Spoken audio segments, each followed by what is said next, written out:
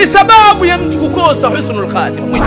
Wa minha au min asbabi su'il khatima mushahadatul aflamil majinati as-saqita, ni kuangalia picha mbaya, picha ambazo ni uovu unaofanyika mbele kupitia chombo miongoni mwa vyombo unavyovijua. Lakini hatari zaidi, simu yako. Leo tumetengenezewa simu neema, ukitumia vizuri, ukitumia vibaya ni hatari. Leo watu na ibada zao na saumu zao na funga zao, lakini wallahi mtihani ulioko mbele yetu kwenye simu, kwa sababu ni kitu unaweza kukaa mwenyewe. Mtu anakwenda anakaa mwenyewe, anaanza kufungua picha chafu ovu, hazifai. Imefika vijana, baadhi ya vijana, mtu amekuwa mzito kuoa, anamaliza haja zake kupitia hizi.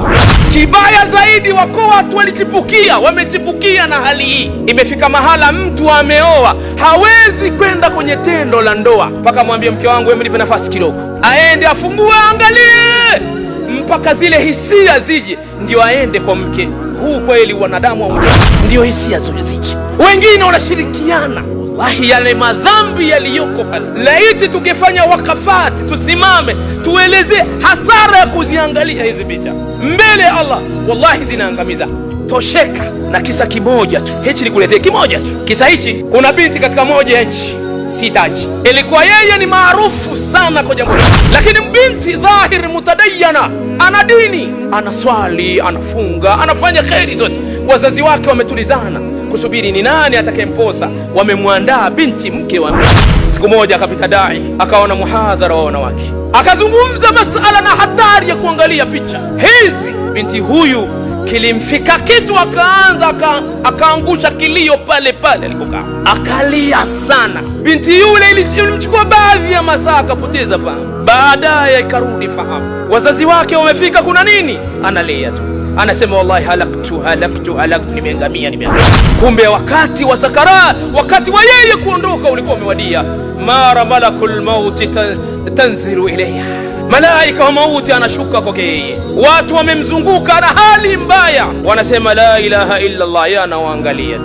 Wallahi wengine wanasema, alikuwa anasema hivyo. Akhil karim, wewe unaonaje binti yako au kijana wako umemzunguka anakukatalia la ilaha illa, na alikuwa multazimu bidin, alikuwa ameshikamana na dini, wewe utahisi nini? Kwa uchungu wa maana utahisi nini? Baba anafanya haraka, anawaita wale mabinti zake wengine, hivi mnaambieni, hivi dada yenu kulikuwa kuna kitu gani? Akamwambia baba, dada alikuwa na tatizo moja, alikuwa anaangalia sana hizi picha chafu. Wallahi fatufiyatil bintu biduni natqi kalimati tauhid, akafa binti bila kutamka neno la ilaha illa. Zingatieni hivi vitu.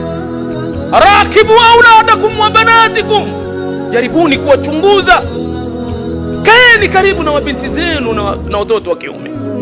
Hasara ya namna gani? Kuna hasara kama ya kupoteza akhira.